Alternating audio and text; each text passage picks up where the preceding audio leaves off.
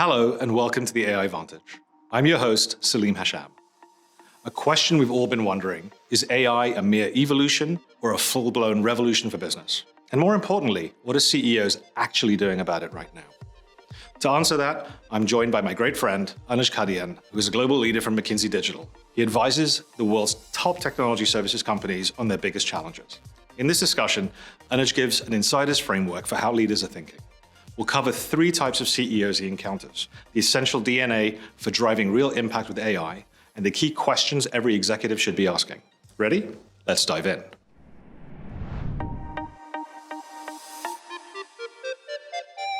Beyond the AI hype lies your next big opportunity. I'm Salim Hasham, Director of AI Transformation at Google Cloud, where I bring more than 2 decades of working with CEOs and their leadership teams to deliver business impact. Join me as I sit down with the brightest minds from Google, our partners, and customers to share real-world stories and proven strategies for AI success. This is your seat at the table. Welcome to the AI Vantage. I'm very excited. We have known each other for a while. We have never had a conversation in this format, so I'm looking forward to it. So Anuj, welcome to the AI Vantage. So the aim of this is an unscripted conversation to look behind the curtain at AI and really sort of separate, hype from reality and just sort of be real about what AI is and can be and help our audience understand, where it has the greatest impact. And we'll explore, I think, through the conversation how we get there. But before we begin, so I've known you for a while, software engineer to senior partner at McKinsey, based in US and India. So how did this all come about? Tell the audience about you and your journey. I did my undergrad in engineering, and after that I worked in tech for a few years. And while I was at Kellogg for my MBA, got to know about McKinsey, what they were doing in there. At that time, it was called the Business Technology Office, what they were doing with technology in terms of delivering real impact for clients. And I was super inspired by that. Joined McKinsey in our Atlanta office. And my very first study was a cloud strategy study for one of the leading high-tech players in US. And I loved it. I loved the topic. I loved the impact potential of the technology. I loved the people that I worked with. And after that, I just dove headfirst into kind of serving TMT clients and serving clients on their, starting with technology, which then became data and AI strategy, and now more and more actual delivering AI impact at scale versus just strategy. So I've really kind of, enjoyed that journey. I also lead McKinsey's technology services practice. And that is basically we serve a lot of IT services, BPO players, helping them kind of reimagine what kind of offerings they should have for their end clients, their go-to-market, their delivery model, etc. And in that context, India is really the source of the innovation hub for us or for that practice. And that's what drew me to India. So after 10 years with McKinsey in US, I said, I'm going to go dive in and spend 5 years in India and learn from some of the best players. And did that for 5 years, led TMT practice for McKinsey in India. And last year I moved to New Jersey, and that's where I got the opportunity to now co-lead our partnership with Google. And I got a chance to work with you again in your new life. Fantastic. And so half your time is spent serving IT providers who need to adopt AI. Half of it is spent now with us transforming organizations with AI. How do the two balance for you? In a lot of ways, it's actually very complementary.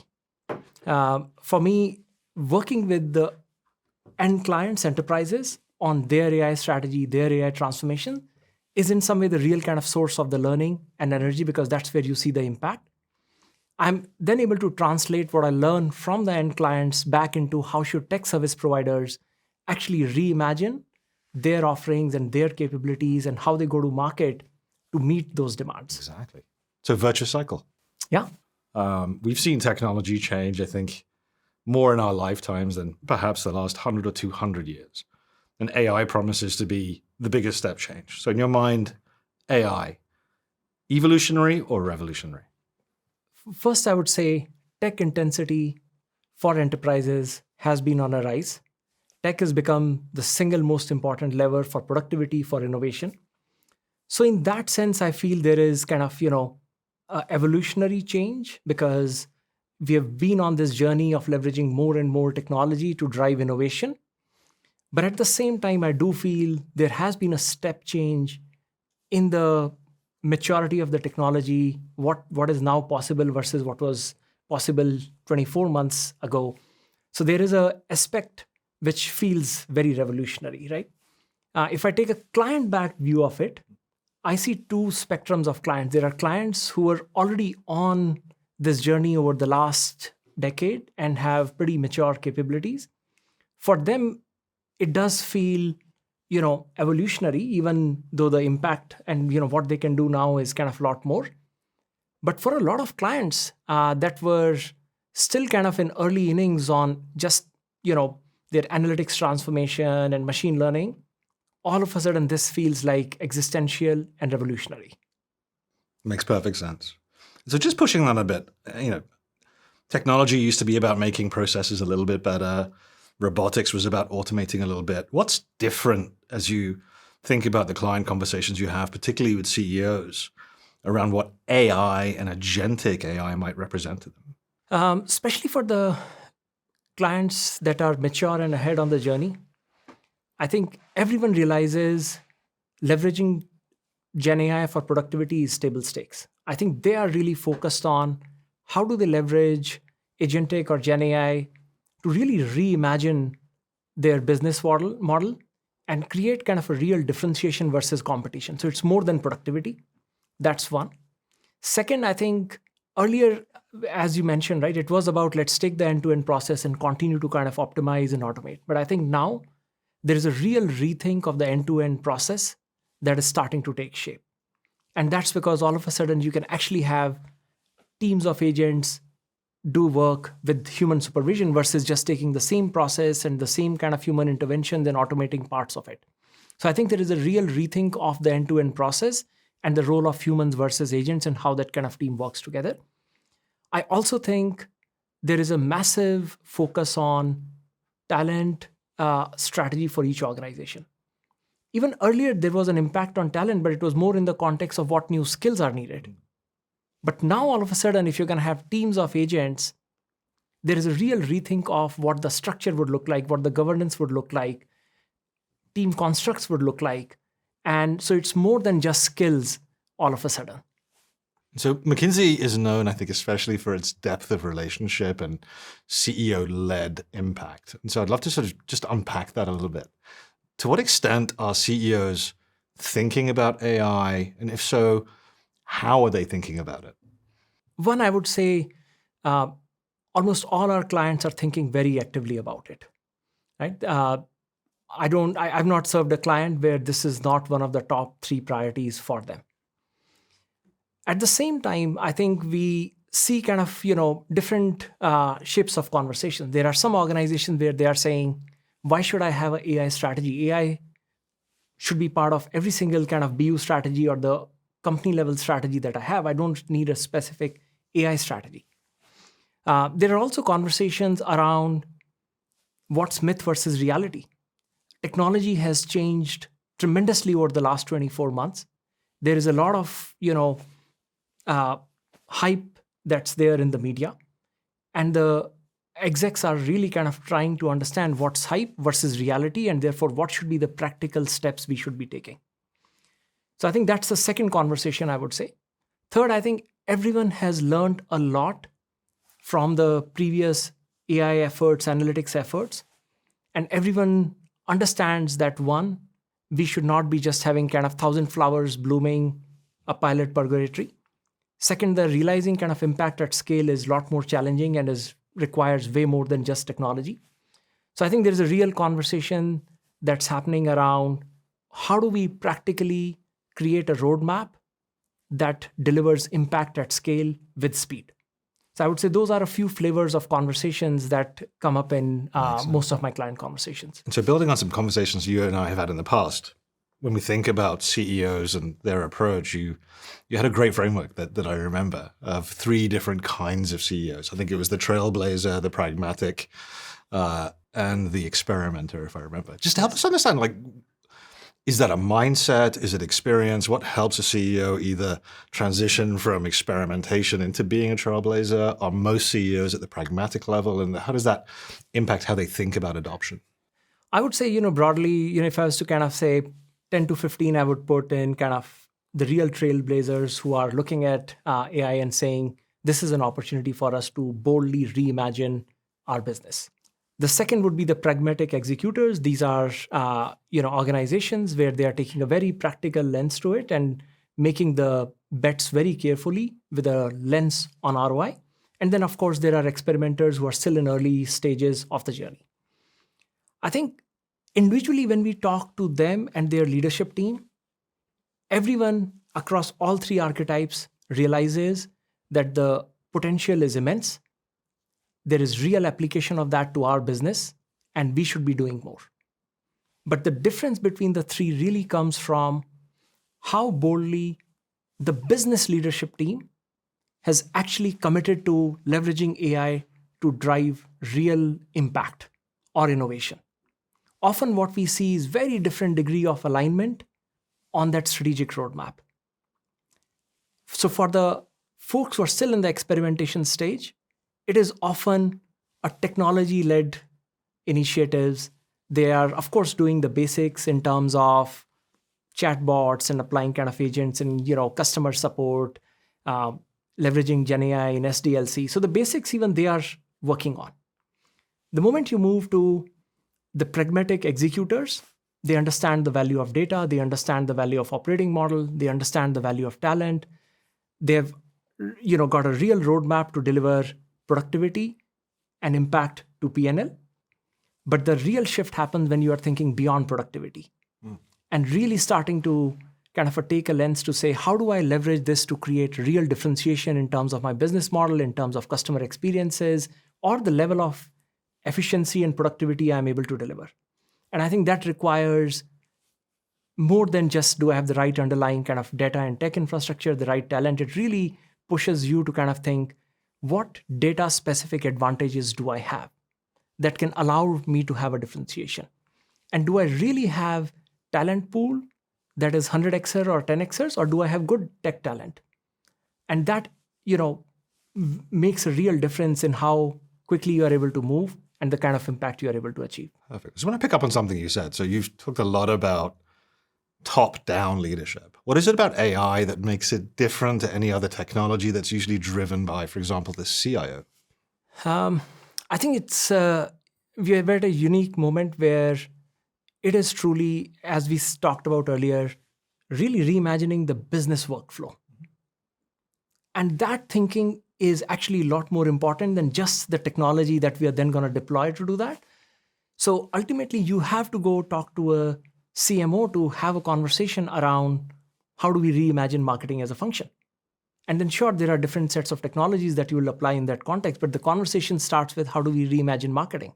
How do we reimagine procurement or inventory management or our forecasting process? So this is where the role of the business becomes central in setting the ambition, in setting kind of the roadmap, exactly what parts are we going to reimagine in what sequence. And then, of course, the technology absolutely has to play its role in making that a reality. Terrific answer. Let's make it real for our audience. And so maybe we'll use a sort of paradigm of the CEO who's going to reignite an industry versus the CEO who's a little bit more pragmatic. Can you give us examples of one of each, maybe something that's reinventing an entire industry, but also from a pragmatic perspective, someone who's got strong vision, but is taking a little bit more time and being thoughtful about where to apply AI? Absolutely. As I mentioned, I lead our tech services practice. And in that context, the impact of GenAI and Agentic is massive for BPO industry, business process outsourcing, because at the end of it, you are providing customer experience related services, or you are actually managing end-to-end workflows. And the impact on both of those is immense. And that's where I feel, one of the leaders in the industry, First Source, they're a publicly listed company, one of the leaders in the BPO space. Their CEO, Ritesh, he has talked about, I want to un-BPO the BPO industry. And he's starting with a very bold narrative of how he wants to really reimagine the way the BPO industry operates, the way the services are provided, the way the commercial model works, etc. So I think that to me is a bold way of thinking about really kind of reimagining the industry model for an area that is absolutely going to see massive amount of disruption and innovation. And it can create a lot of opportunities for them, or it can create a lot of headwinds, depending on how they react. So I think that to me is one example. On the pragmatic part, I'm working with a client in the real estate space. They have a lot of AI-related bets that they are making, but a lot of it is very carefully picking what's the strategy for each business. In that context, what are a few big bets that they should be making? And at the same time, what are the cross-cutting bets that they can make across the organization? For example, procurement is a very high impact function for them. Similarly, they have a very large support function organization, which can be completely reimagined using agentic. So there are a few cross-cutting bets that they are making, but at the same time, they are taking a very pragmatic, careful approach with a lens to impact a real P&L impact. Got it. So let's try and distill this down into some lessons, but it sounds like every CEO is concerned about AI, their appetite to wholesale change an industry or to take a little bit more of a pragmatic view is just a difference in journey. And so if we sort of say both of the starting points can be different, but the journey itself is the same, what's your perspective on the DNA of a transformation? Like, what are the things that you have to think about? And I'd love you to sort of reflect on two things. One, how does that drive adoption? Because at the end of the day, it only works if you adopt it. And then secondly, how does that drive impact? Because it's not technology for technology's sake, from what I understand. Yeah. And we as McKinsey have done a fair bit of work on exactly this topic based on all the analytics and AI transformations that we have done over the years. And, we talk about the Gen AI paradox, where 80% of the enterprises are leveraging Gen AI, but at the same time, less than 20% are actually seeing real meaningful P&L impact. And my colleagues had authored a book, Rewired. And, to me, the lessons from that really kind of hold true. The first and the foremost that we have spent a fair bit of time talking about is really having a business-backed, aligned, bold strategy. Without that, it is a push and a pull between business and technology. There are a lot of initiatives and, but they don't scale. There are no big bets, right? So the first is there a clear, aligned articulation of what that strategy and the aspiration is? If that's there, then the ownership of these initiatives would come from business. And that makes a massive difference. Otherwise, it's the onus is on the technology organization to go prove what are we doing on AI and is it delivering value or not delivering value, versus the business and the technology team working as two in a box, with business really playing the product owner role and taking the ownership of the change management and the adoption and the impact realization that needs to come from it. So I think that to me is the first one. The second I would highlight is data. Of course, there's a lot that has been talked about it. Everyone realizes the value of it. There are a lot of efforts underway at each organization to get the data foundation in place. But at the same time, a lot of organizations have been on that journey for multiple years. But even now, when you look at it, data accessibility, data quality, data governance, and really kind of bringing the richness of the data that exists together, most organizations are still in kind of early stages of that. So to me, I think that's the second thing I would highlight. The third I would say is talent. And the two parts to that. One is having kind of the right domain expertise, but also the right tech expertise. And the tech expertise, has really changed. It is about prompt engineering, context engineering. It is not just about, basic, technology skills, right? So I think there's a new types of skill set that are required. So I think that's one, the skill set that's needed. The second I would say is the working model, right? So one of, my clients talk about we need to go from the 2 pizza team to 1 pizza team, and how the pod needs to really have the business, the tech team really operate as one team. So I think the ways of working of the technology team is the second part I would highlight from a talent point of view. Finally, change management. The business can come up with a bold aspiration. The technology team and the business team can work together to build it, but to actually scale the adoption and realize impact requires a very careful, iterative kind of, loop and working with the end users. And we should not underestimate kind of the role of that to realize, impact at scale. Perfect. So let's unwrap that a bit. And so I think you and I have done many transformations together, right? So if we sort of take the collective lessons, and I'm going to frame this by saying I think McKinsey has a series of great thought leadership that at the macro level says AI is big, $4 trillion big. Yeah. And then there's sort of a ton of great thinking around for an industry vertical or for a specific set of horizontal. Here's examples of where change can happen that's positive. And by positive, I mean it has measurable business results. If adoption is the big question, what insights have you either had from your time at McKinsey or the work that we've done together that says, look, if you want to have impact, here are some common pain points, here are areas within a specific industry or a horizontal or your expertise that are real sort of practical starter lessons, right? So start here, look for these kinds of impacts, drive your program in a certain way. I would say, in some way, the starting point needs to be most organizations are really kind of constrained in terms of their leadership bandwidth, in terms of especially the high quality tech talent that is required and the amount of change management they can drive. And if you take that lens, I would say the first thing is to pick a few but real big bets and invest disproportionately behind them. Of course, you can have kind of proven things that can be organically, they can be deployed, they will scale, they will deliver impact. We should not stop that. But as you think about where do you really kind of spend your time and energy, if you take a resource constrained view, I think very important to pick the right first set of bets. Because you want those bets to really hit a home run and be the change catalyst for the organization in terms of what's possible, the impact it can deliver, and really mobilize the rest of the organization on that journey. So to me, having the right set of big bets which are fully aligned is probably the first starting point. The second starting point is if you actually approach it as, let me do a 10-week, 12-week MVP, let me deploy one squad to go solve it, they're going to go solve a technology problem, but they'll only be able to kind of do so much with that. They won't be able to completely reimagine the end-to-end process, think through what are the unique sources of differentiation we have in a data set that we have, how do we fundamentally change the experience, so on and so forth. If you do want that kind of an outcome, then you have to invest in the same proportion. And hence, tied to my first point, so pick those bets carefully, but then really invest behind them. Don't kind of approach them in a half-hearted manner. Really kind of give the team the opportunity to do something really bold there. And third, as you kind of turn those into lighthouse impact cases in the organization, use that as a way of catalyzing a bigger change and mobilizing the rest of the organization on that journey. So I would say that to me is kind of one big lesson.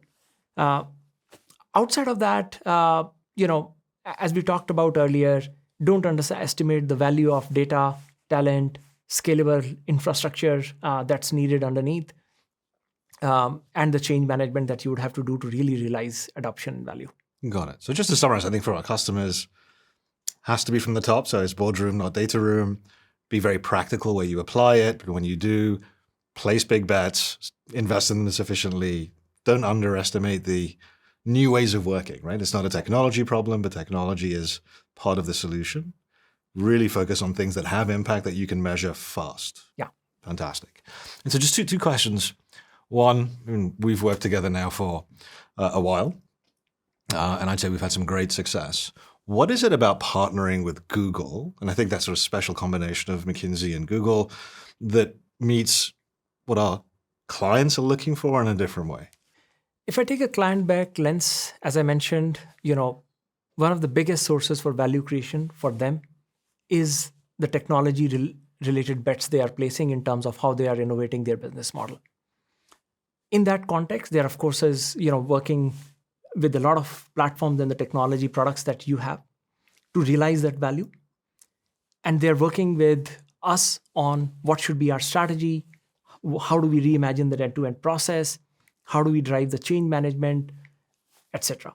Now, if I take the two and bring it together in one team for an end client, the technology and the engineering expertise that you have, plus our domain expertise, our ability to kind of shape the strategic agenda and really drive kind of change management and process reimagination that is required, and combine that for an end client in one team, that's magic. And I think they could work with us separately as well. But the amount of effort required, like it really slows things down. Versus us coming together as one team and taking them on that journey, it's a very different experience. Got it. And for many of our audience who are going to be partners, and they'll be partners in smaller organizations or more traditional tech-focused service providers, they won't have, I think, the storied history and the relationship depth of a McKinsey. What lessons would you impart to say, look, if AI is different, if it has to be driven top down, if it has to be led with business depth and followed through with technical strength, how should their CEOs and their management teams think about evolving their capabilities? Because it's quite a big change from where they are today. Yeah, definitely. First, I would say, if I was a partner, which is, a tech services player of all different kind of, sizes in some way, I would say, one, I would be very excited about the future in terms of the tech transformation enterprises are going to go through and the professional services opportunity that your ecosystem will have access to on the back of that. So one, I would be very excited about kind of how do I work with Google to make this reality for my clients. But to do that, now all of a sudden the technology has changed. It's no longer about just cloud migrations, etc. It is truly about agentic, CES, etc. In that context, technology, data, and the domain depth all need to come together. And it's hard to be kind of that deep on everything. So you would have to pick your bets on which products, which industries, and even within industries, which specific domains are you going to really differentiate on. So picking the right bets would be very important because the conversation is with the business users increasingly. And that will require real domain depth for you to differentiate. Perfect. And so AI moves at a dizzying rate. What do you do personally to keep up? Like, what are your sources of information? What's the way that you keep current? I have to say, given, I'm in a very privileged position where I get to lead McKinsey's partnership with Google. So you make a big difference in kind of me staying at the cutting edge of what's happening. That's kind of course, one thing. And, through our partnership, we are working with multiple clients across industries and the learning from that is immense. Outside of that, personally, I would say, a lot of it is just reading up. We are internally in McKinsey rewiring how we do our work in every single industry, every single function, being part of those discussions, again, I get to learn a lot. And finally, spending a ton of time with clients, real problems that they are, issues that they are discussing, they are debating. I think that not so much a technology learning, but real learning in terms of how they are thinking about it, what are their challenges, what's top of mind for them, and how they are shaping kind of their choices and bets. Anuj, thanks for the clarity of your answers. I think there's a ton of great lessons learned our audience will take away. And I could just talk to you for hours, but unfortunately we're out of time. So if I can, let's end with something fun. If I hand you the AI magic wand and it can do one thing for you in your personal life that would make all of the difference, what would that be? Taxes. I'm always behind and I feel it takes forever for me to kind of get all the base documents and everything that my tax person needs to kind of file my taxes. That's where I would need that help. So gather the data, file your taxes, process the refund, maybe even collect the money in your bank. If there is any to collect. If there's any to collect. You and me both. Let's make sure we try and get that done. Awesome. Anuj, it's been a real pleasure. Thank you so much. Thank you for having me. Thank you for joining us, and we hope that you'll tune in as we continue to explore the AI Vantage. Thank you for tuning in to the AI Vantage. Be sure to follow us on social. If you're interested in learning more about the Google Partner Ecosystem, visit the address on the screen below. Remember, the best way to predict the future is to build it. See you next time.